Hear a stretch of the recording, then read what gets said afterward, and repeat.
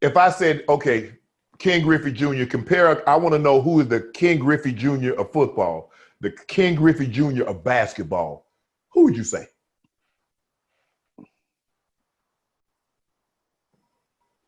Football?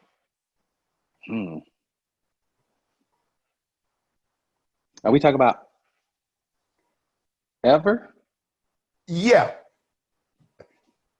Wow. That's a good question. Because I wouldn't compare myself to anybody in football and basketball. Really? Yeah. You don't think anybody is comparable? I mean, who has a sweet shot or a throwing motion that you like, okay, that's the equivalent of my swing? Ray Allen shooting. Okay. if,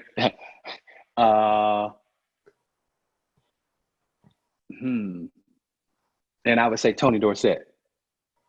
Tony D? Yeah. Only because he's my favorite football player. I would have never guessed. So how you okay? You said you grew up very close, and I think he's from Aliquippa. Yep. He went to high school with my uncle. So were you a Cowboy fan or a Steeler fan being from that close in PA? I'm a Cowboy fan. Oh man, come on, man! I'm an old school Cowboy fan. Okay. So you're not like these delusional fans that think they go win the Super Bowl every year, huh? Or you still believe that? I'm an old school Cowboy fan. What's funny at my house is my wife she's from Seattle, so she's a diehard Seahawks fan. Okay. Okay.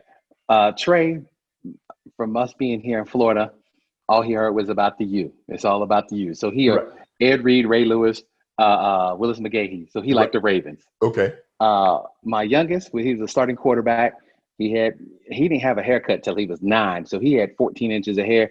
Well, name me a left-handed quarterback that had braids. Mike Vick. So he was a Mike Vick fan. And wherever Mike went, and I'll tell you a story about that in a second. And then my daughter is a Carolina Panther fan. How? Steve Smith. Smith is her favorite player. Okay. Look, and I did something that I've never done. I actually called Carolina, called their player personnel and said, look, man, I've never done this. My daughter is a diehard fan. Actually, he was with the Ravens at the time. Right. And I said, look, I will trade him jerseys because I need one for my daughter. Like I have pictures of her when she is like 12 with the Carolina 89 jersey on. And she is now like she is in college. And when that game come on and he playing, that jersey go on. Now, my little guy, he was 9 years old. They were playing in Jacksonville. So I got a suite. Said, all right, we're going to go watch him play. So we get to the suite. They said, hey, blah, blah, blah. Mike runs on the field. We there early. Mike runs out on the field for warm-ups. My youngest runs on the field with him and sits on the 20-yard line watching him warm up. I'm like, yo, Tevin, come on back. And he's like, that's Mike Vick.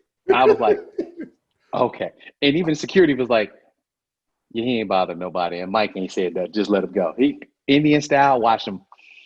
And then at the end, Mike ran over and talked to him, said hi to him. And at the end of the game, he said, at the end of the game, come down. So at the end of the game, and they lost that game. So we was like trying to get out. You know, football a little different than baseball. We got another game tomorrow. Right. Y'all got a whole week to. They trying to get us on the bus, get to the airport, and get back on the plane and get home. Yeah. So we was like, all right. He said, no. I got a phone call. Come down there. So we went there. He gave him the game jersey. And he put it on and fell asleep in the car. Now, we got a 2-hour drive back to Orlando. He dead asleep in the car with his jersey on.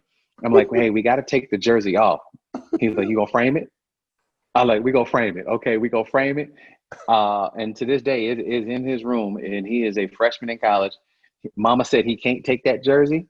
He could take a picture of the jersey, but that jersey is in that room. You know what to do. Hit the subscribe button to become an official member of Club Shay Shay, where we always do something for two something.